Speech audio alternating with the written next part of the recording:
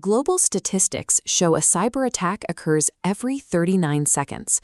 According to recent projections for 2026, this frequency means the average Indian internet user will personally encounter at least 3 distinct digital threats this year. This chart shows the macroeconomic fallout.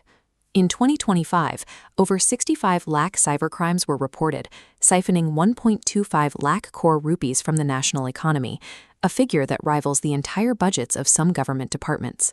Banking, government services, and daily commerce now happen almost exclusively on digital platforms. This total integration means every citizen's digital footprint holds immediate, liquid financial value for an attacker. This national shift toward a digital India infrastructure created systemic new exposure points. UPI and digital payment usage has spiked 300%, while the shift to remote work has moved sensitive corporate data onto millions of private home networks. This diagram illustrates the attack surface. Every time an IoT device or remote login is activated, the digital perimeter expands.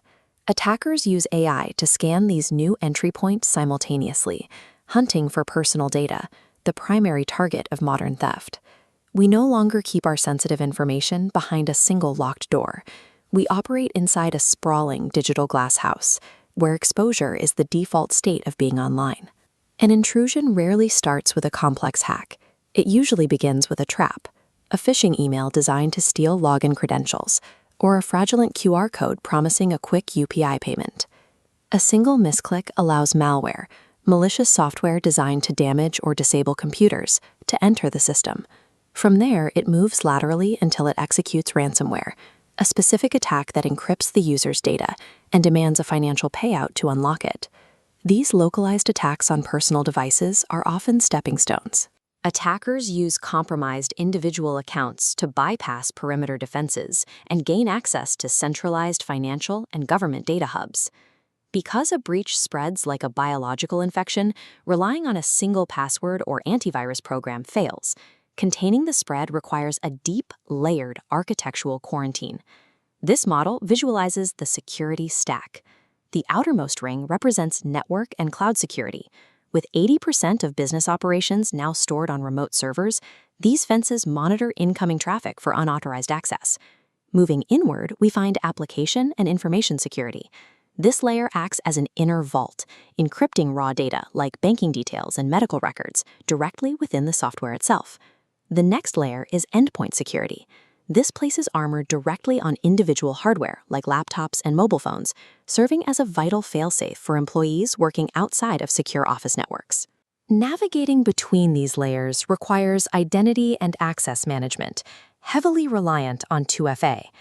2FA, or Two-Factor Authentication, is a security process that requires users to provide 2 different authentication factors to verify themselves, ensuring only approved users can move through the system. This complex 6-layer architecture protects the biometric and financial records that prove a person's identity in the physical world. Yet, despite the engineering of these concentric rings, the entire system relies on a single, uncontrollable variable at its center. That variable is human behavior. The most robust security stack fails if a user willingly hands over their access keys through social engineering, a tactic where attackers use psychological manipulation to trick people into giving up confidential information. Securing the human element requires strict behavioral habits. Users must maintain 12-character passwords, activate 2FA on all accounts, and refuse to share an OTP, a one-time password used to verify a specific transaction, over a phone call. Students and job seekers are priority targets. Scammers have deployed fake examination portals, counterfeit admit cards, and fraudulent recruitment calls that demand upfront payments from applicants. In 2026, cybersecurity is a mandatory daily survival skill for every connected citizen. The government is deploying institutional resources to manage these threats. This includes the 2023 Digital Personal Data Protection Act, the 1930 National Cybercrime Helpline, and CERT-IN, the national agency responsible for responding to computer security incidents. This chart visualizes the labor gap. India faces a critical shortfall of 300,000 trained cybersecurity professionals. This vacuum creates intense demand for ethical hackers, security analysts, and penetration testers. specialists hired to legally probe and fix system vulnerabilities before criminals exploit them. The expanding attack surface is the greatest threat to our digital autonomy, but it is also a broad economic opportunity.